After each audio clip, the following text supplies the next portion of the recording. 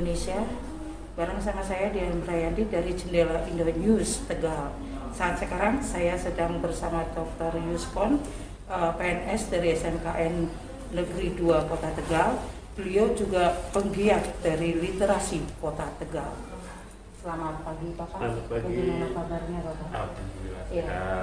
Bapak, saya sebagai salah satu wartawan di Kota Tegal sendiri merasa tertarik bahwasannya siapa sih yang tidak kenal dengan Bapak Yuskon gitu ya.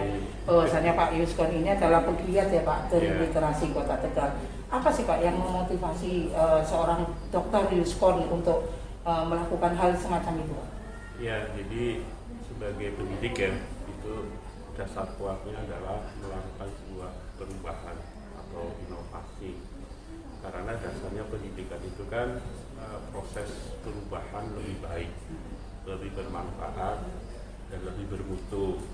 Jadi Yuskon muda dulu ya, Yuskon muda itu kenapa pengen sekolah kan, jadi S1 terus S2 sampai S3, mungkin sampai sekarang belum ada guru di Kota Tegal yang sampai S3. Karena dasarnya memang ada dasar yang kuat di dalam keluarga. Jadi ibu saya itu seorang guru, bapak saya seorang imam di musola kecil. Dasar kuatnya adalah bagaimana saya menjadi orang yang berhasil dalam mengadakan pendidikan. Pada saat saya disertasi S3-nya, itu saya tentang konsep long life education, jadi pendidikan seumur hidup. Pemerintah itu nggak sanggup, makanya nggak sanggup dalam arti kata sebatas mana begitu, sebatas orang pensiun gitu. Jadi orang kalau pensiun itu berarti kan usia itu usia sudah kembali ke masyarakat. Nah, kata-kata masyarakat itu saya dapatkan di 2011 pada saat Pak Ismail Jaya selaku wali kota Tegal kan punya program Tegal Cerdas. Ada Tegal Sehat, Tegal Pariwisata, salah satunya Tegal Sehat di 2011 saya Oktober itu lulus doktor. Jadi pada saat lulus doktor saya mengajak Pak Wali Kota, Pak Wali Kota, Pak Yuskon, saya launching di terminal, dikasih ruangan sama Pak Iqbal. Waktu itu ruangannya no smoking. Nah, terus disitulah mulai Yuskon bergerak 11 tahun yang lalu, bergerak terus konsep long life education di masyarakat lansia yang saya didik itu. Lansia ada, bayangkan saja lah orang-orang pengasuh, orang-orang supir, orang-orang marginal ya, dalam tanda petik belum pernah tersentuh pendidikan di situ. Buktinya belum tersentuh, iya masih ada yang buta aksara. Waktu itu Pak Fikri di Komisi Pendidikan pernah datang situ, Pak Fikri itu melihat langsung di situ memang tidak bisa membantu. Itu kalau dalam Kemendikbudristek itu namanya aksara. Jadi setelah aksara bisa membaca, kesetaraan. Nah, kesetaraan itu setara paket A itu SD, paket B itu SMP, paket C itu SMA. Aksara bisa baca langsung lanjut ke paket A dan C. Alhamdulillah sekarang sinkronisasi jumlahnya sudah 106. Padahal dulu pertama kali masuk ya 7 orang. Ini bentuk adanya peningkatan, makanya namanya saya sekolah terminal, biar orang-orang terminal merasa punya sekolah. Jadi bukan sakit artinya, tapi makanya di laut juga saya tulis sekolah laut, gitu. Orang-orang laut merasa alhamdulillah. Dari kenapa saya mengadakan pendidikan Rp0 karena dasar pendidikan memang harus begitu, memberikan layanan. Alhamdulillah bertahan sekarang, ada relawan-relawan, guru-guru. Saya yakin prinsipnya mudah, maka kita berbuat baik. Allah Tuhan tidak mau kita, sangat sederhana. Iya.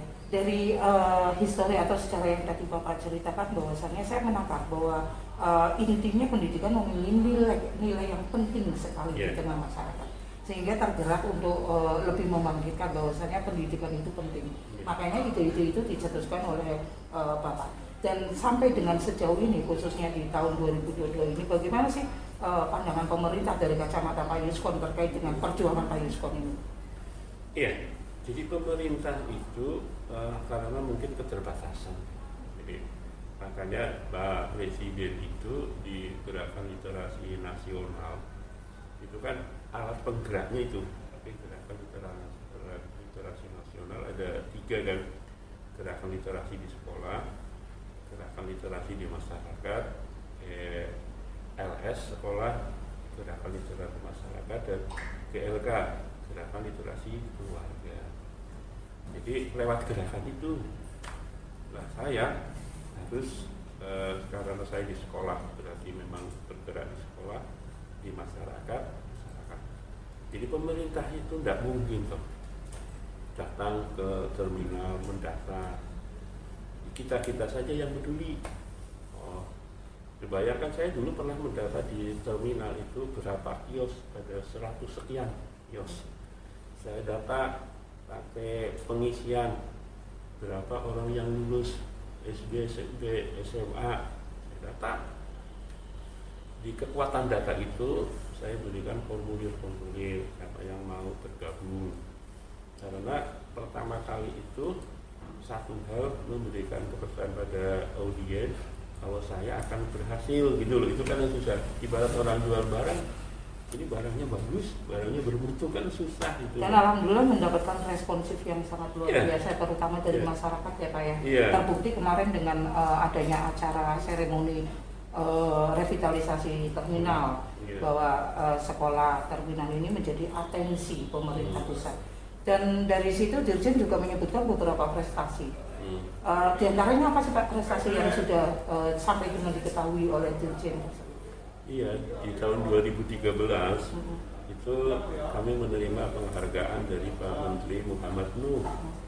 Jadi TBM kreatif, karena TBM publik di terminal bisa melayani. Dulu tuh awal mulanya pengasong saya ajak kerjasama, pengasong jualan ada bukunya. Jadi itu dibawa ke bis-bis yang pada tem lah bahasanya, itu kita buku, kasih buku, bisa jalan kita ambil lagi gitu loh. Awal mulanya dulu gitu, dapat penghargaan dari Muhammad Nuh di Palangkaraya.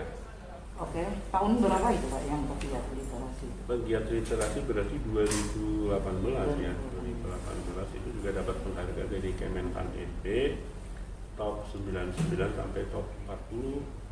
2019 ya, saya dapat penghargaan 10 besar ASN inovasi ya.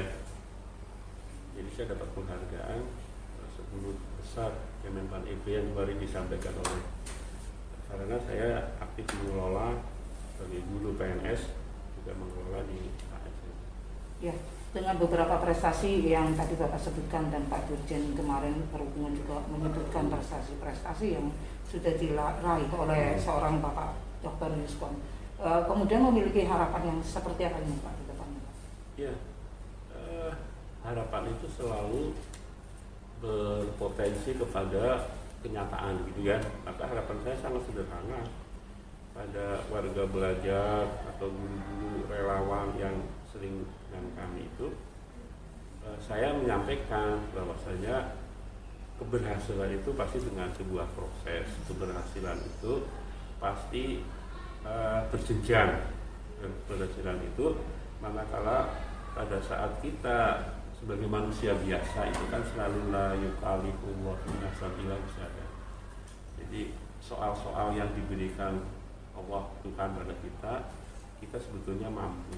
Kalau kita nggak mampu, tanya orang yang berilmu ya. Orang yang berilmu, orang yang beradab. Oke, siap.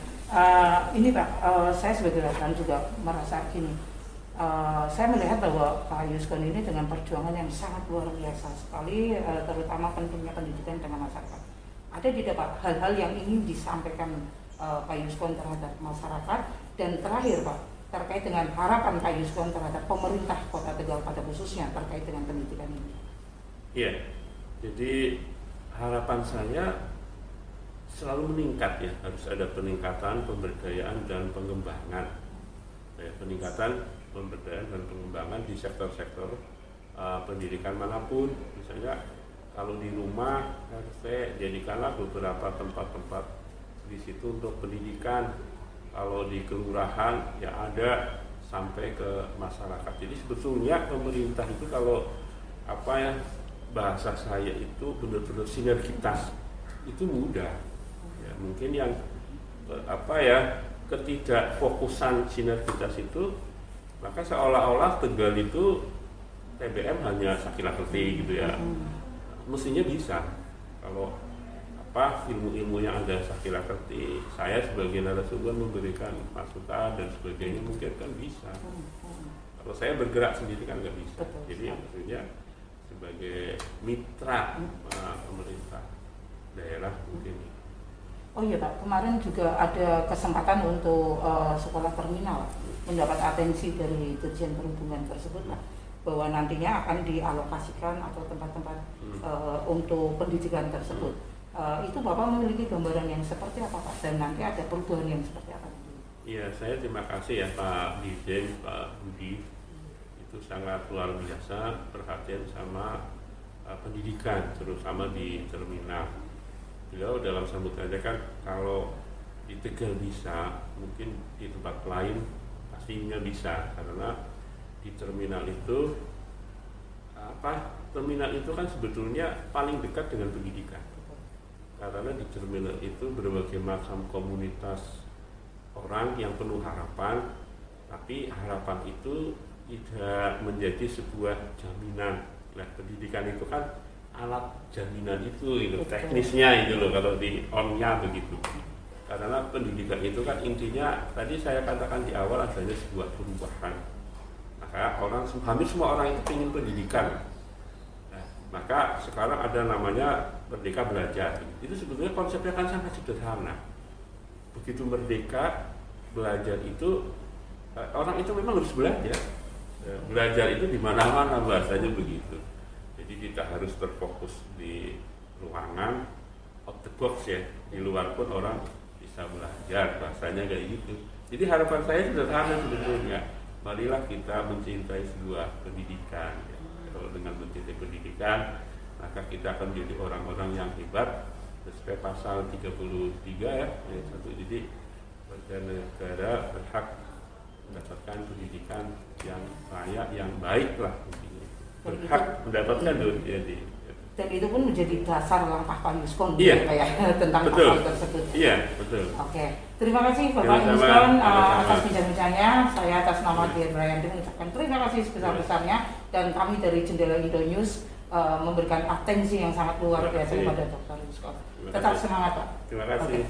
Ya pemirsa, saya Dian Rayanti dari Jendela Indo News. Tadi bincang-bincang saya dengan Pak Yuskon yang saya petik bahwasannya memang sinergitas dengan siapapun terkait dengan meningkatkan pendidikan di tengah masyarakat sangat dibutuhkan. Untuk itu tetap semangat dengan literasi belajar bersama.